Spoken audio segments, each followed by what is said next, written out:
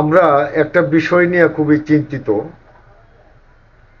আপনারা জানেন, গত 12ই ডিসেম্বর দিল্লির আধিপত্যবাদ বিরোধী যে আমাদের নেতা শরীফ ওসমান হাদি তিনি গুলিবিদ্ধ হয়েছেন। আসামিকে গ্রেপ্তার করা সম্ভব হয় নাই। তাহলে সমস্যাটা কোথায় আমাদের? এই ঘটনাকে কেন্দ্র করে প্রথম আলো, ডেইলি স্টার পত্রিকার উপরে একটি মব সৃষ্টি হয়েছিল। উদীচিতে আগুন জ্বালিয়ে দেওয়া হয়েছে, ছায়ানটে আগুন জ্বালিয়ে দেওয়া হয়েছে, বিভিন্ন সিসিটিভির ফুটেজ নিয়ে আসামিদেরকে গ্রেপ্তারও করা হয়েছে। আবার এই সময়টার মধ্যেই একজন হিন্দু যুবককে ধর্ম অবমাননার অপরাধে পিটিয়ে হত্যা করা হয়েছে নৃশংসভাবে।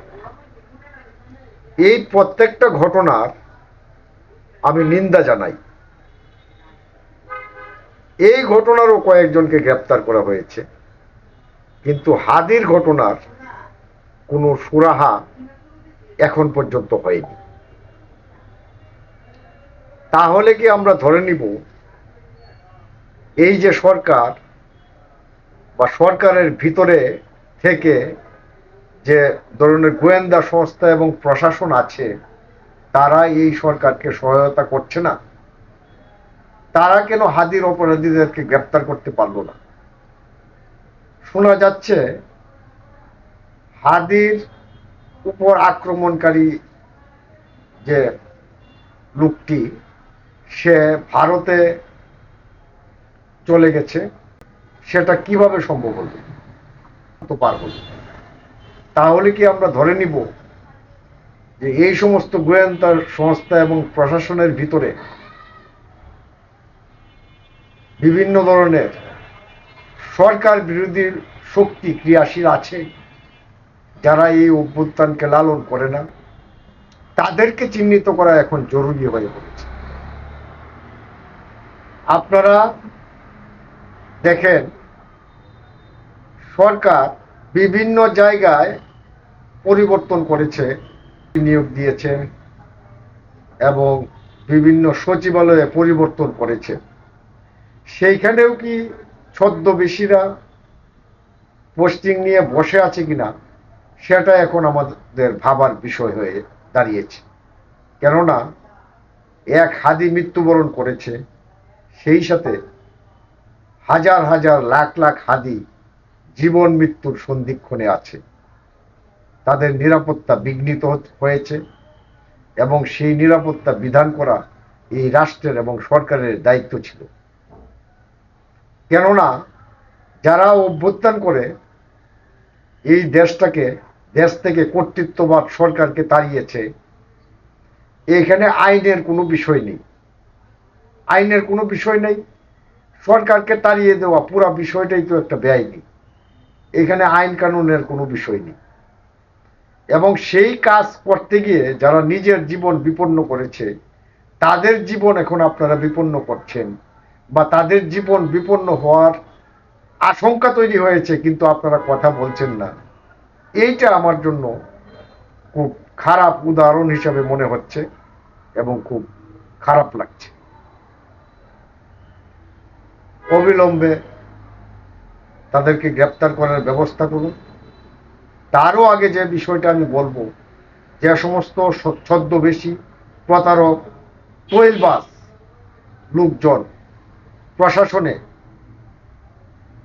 এই অভ্যুত্থান বিরোধী শক্তি হিসেবে ঘাপটি মেরে আছে, তাদেরকে চিহ্নিত করুন।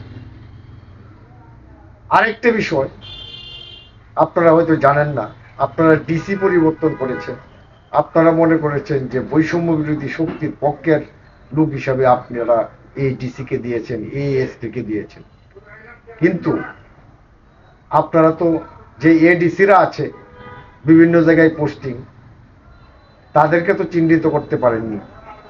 যারা ওসি আছেন, যারা ইন্সপেক্টর আছেন, তাদেরকে চিহ্নিত করতে পারেননি তারা বৈষম্য বিরোধী কি না। দেখা গেছে যে একজন অতিরিক্ত জেলা প্রশাসক, তিনি আগের স্টেশনে ছিলেন ধরেন জেলা পরিষদের একজন কর্মকর্তা, সেইখানে তিনি সেই জেলার যে আওয়ামী দূষর আছেন বা আওয়ামী লীগের সভাপতি আছেন, তার সাথে খুব দহরম মহরম করে সেই জেলা পরিষদ তিনি চালিয়েছেন। পরবর্তীতে সেখান থেকে বদলি হয়ে আরেকটা কালেক্টরেটে চলে এসে সেখানে এডিসি হয়ে গেছেন, কিন্তু তার চরিত্র তো পরিবর্তন হয় নাই। তিনি বরং আরো পুনর্বাসন করছেন সেই সমস্ত লোকদেরকে যারা এই দেশের জনগণের আকাঙ্ক্ষাকে ধারণ করেন না। বিপরীতে তারা যারা জনগণের আকাঙ্ক্ষাকে ধারণ করে, এই অভ্যুত্থানকে ধারণ করেন, তাদের উপর তারা অত্যাচার নিপীড়ন চালাচ্ছেন। সরকার কি এই বিষয়টা ভেবে দেখেছেন কখনো? এই বিষয়গুলি যদি আপনারা নিষ্পত্তি করতে না পারেন, তাহলে হাদি কেন ভবিষ্যতে হাজার হাজার হাদির জন্য মৃত্যুকূপ আপনারা বিছিয়ে রেখেছেন। যে শহীদের রক্তের উপর দিয়ে আপনারা সরকারে গিয়েছেন, যে শহীদদের রক্তের বিনিময়ে আপনার মতো লোক ডিসি হয়েছে, যে শহীদদের রক্তের বিনিময়ে আপনার মতো লোক এসপি হয়েছে, যে শহীদদের রক্তের বিনিময়ে আপনি উপদেষ্টা হয়েছেন, সেই শহীদদেরকে অবমাননা করে সেই শহীদদের পক্ষের লোকদেরকে বিবেচনায় না নিয়ে আপনারা আসলে মুনাফিকি করছেন। এই মুনাফিকির জবাব একদিন জাতির কাছে আপনাদেরকে দিতে হবে ইনশাল্লাহ।